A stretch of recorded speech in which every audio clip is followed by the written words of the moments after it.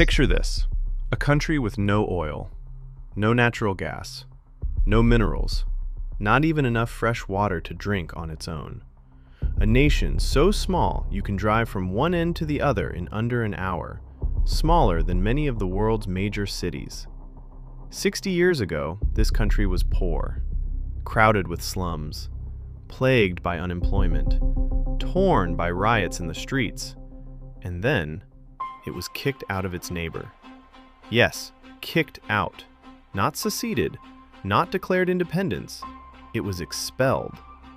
Today, that same country has one of the highest incomes per person on the planet, higher than Britain, higher than Japan.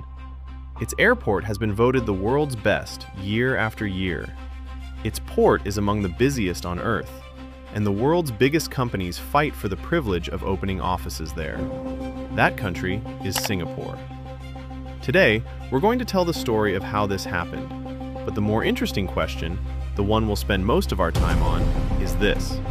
If everyone can see that Singapore succeeded, why have dozens of countries that tried to copy its formula failed to replicate it?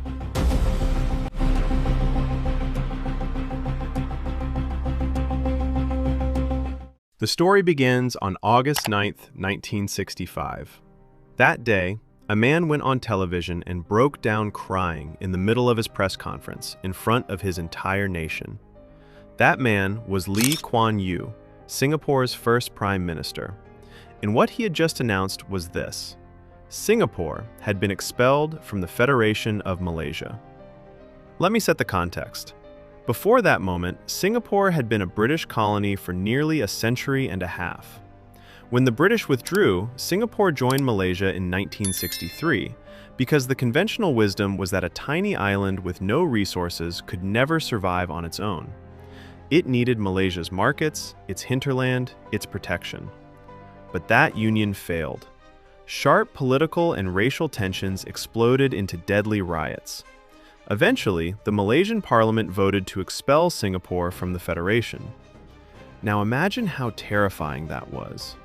You suddenly have a country, but that country has no natural resources at all, has to import its drinking water from Malaysia, the very country that just kicked you out, has crushing unemployment with most of its 2 million people living in poverty, has no real military to defend itself, surrounded by much larger neighbors, has a multi-ethnic, multi-religious population that was, just months earlier, killing each other in the streets. This is not the opening of a success story. This is the opening of what everyone expected to be a failure. But Lee Kuan Yew and his team made one decision that became the foundation of everything that followed. He said, in effect, since we have nothing, we will have to make the few things we do have better than anywhere else on Earth. And the only things they had were a location and a people. Let's look at what he actually did. First, courting foreign investment. In that era, the conventional wisdom across the developing world was to resist multinational corporations. They were seen as neo-colonialists, there to extract resources and exploit cheap labor. Singapore did the opposite. It rolled out the red carpet. It said to American, European, and Japanese companies, "Come build your factories here. We have a disciplined workforce. We have predictable laws. We don't tolerate corruption, and we will never nationalize your business."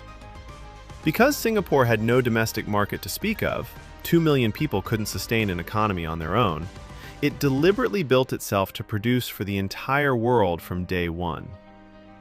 Second, a relentless war on corruption. This is where Singapore separates itself from most countries that have tried similar paths. Lee Kuan Yew believed corruption was a cancer that would destroy everything else. So he created an anti-corruption agency with enormous powers. And critically, and this is the part most countries can't replicate, he aimed it at his own side too. Ministers and people close to him were investigated. Some of his own colleagues, when caught, ended their own lives rather than face the disgrace.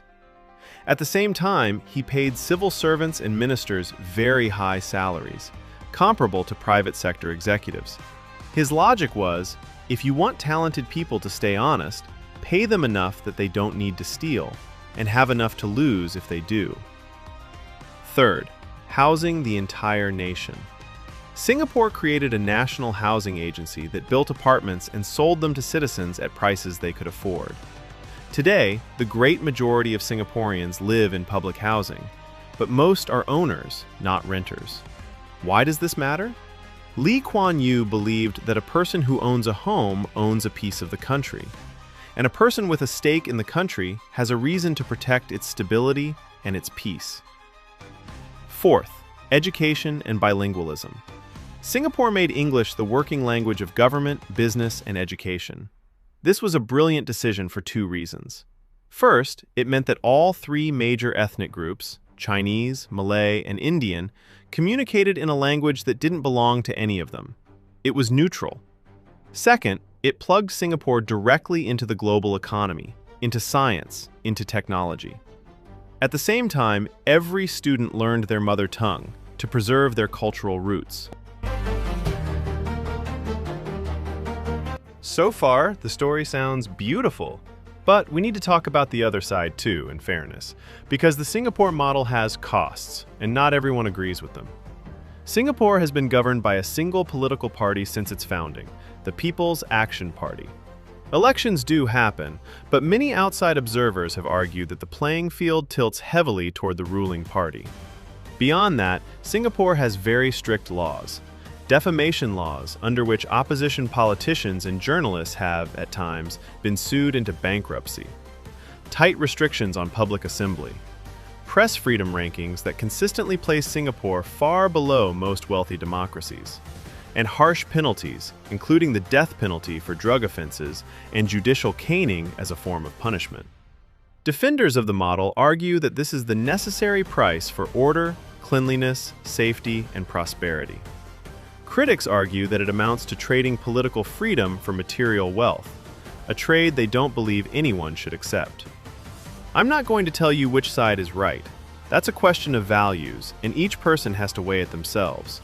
But what we do need to understand is this.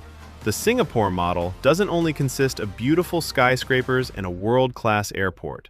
It comes as a package. And part of that package is something many societies would refuse to accept. And that brings us to the central question of today. For decades, leaders from around the world have flown to Singapore.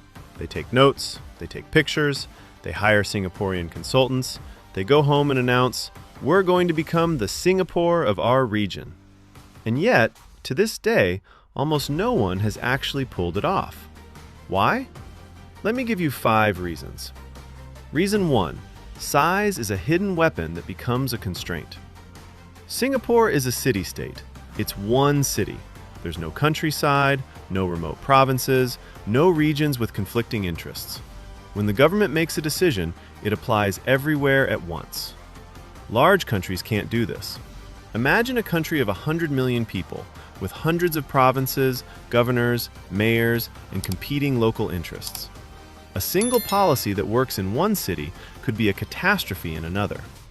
What gives Singapore its agility is precisely what large countries can never have. Reason 2. Location can't be copied. Singapore sits on the Strait of Malacca, one of the most important shipping lanes in the world. An enormous share of global trade between East Asia and Europe and the Middle East has to pass through that narrow channel. That's a gift money can't buy and policy can't create. You can copy Singapore's bureaucracy, you can copy its laws, but you can't copy where it sits on a map. Singapore was clever enough to maximize its location, but it had to have that location first. Reason 3. Historical timing. Singapore built itself in the 1960s and 70s. That was the era when Western companies were just beginning to look for manufacturing bases in Asia. It was the era when global trade was expanding rapidly. And it was the era when the field was, relatively speaking, empty. Singapore arrived in an open market. Countries trying the same playbook today have to compete with Singapore itself, with China, with Vietnam, with dozens of other nations chasing the same investments. The window Singapore walked through is no longer as wide. Reason 4. Credibility built over decades. What draws investors to Singapore isn't just that the rules are good today, it's the confidence that the rules will still be good 20 years from now. Singapore spent decades, consistently, patiently, proving itself. It didn't change the rules midway. It didn't seize assets. It didn't break contracts. That kind of trust is built by time, not by announcements. A country that flips its policies every time the government changes can pass the best laws in the world today, and investors still won't make long-term bets because they don't know what next year will look like.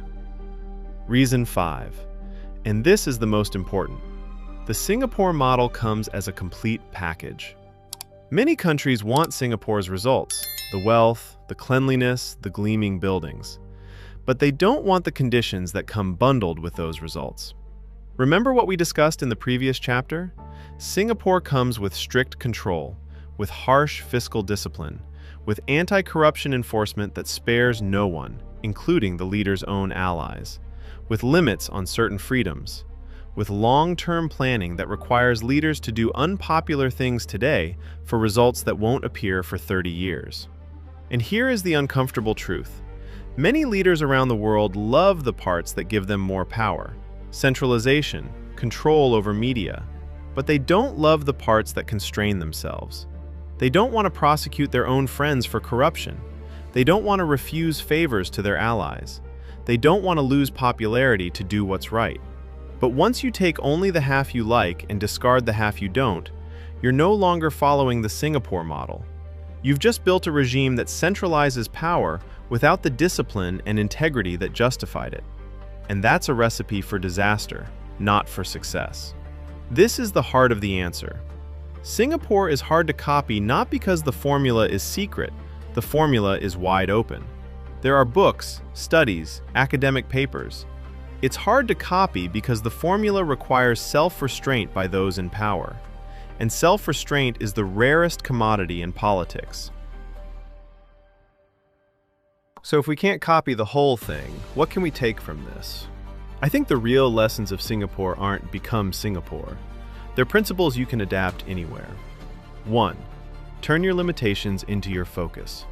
Singapore had nothing, so it had to choose carefully what to do well.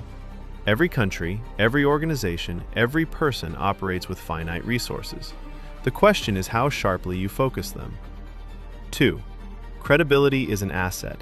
Keeping your word, not changing the rules midway. Consistency over years and decades. These things are hard to build and easy to destroy, but everything else stands on top of them. 3. Think long. Lee Kuan Yew used to say, in essence, that a leader plants trees whose shade he will never sit under. Good leaders make decisions for the next generation, not for the next election. And 4, the most important, those with power must accept limits on themselves. A system can only be fair if the rules apply to everyone equally, including and especially those who make the rules. Singapore's story is often told as a miracle, but I think that word is misleading, because a miracle is something inexplicable and inimitable. What Singapore did is neither. Every step of it can be explained. It was the product of thousands of difficult decisions, decades of discipline, and the courage to do what was right even when it wasn't popular. Singapore is hard to copy not because it has magic.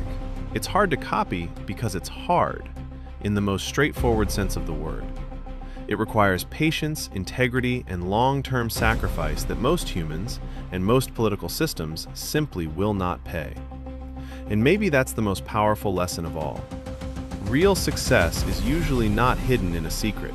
It's hidden in plain sight, behind a price that everyone can see, but very few are willing to pay. Thank you for watching.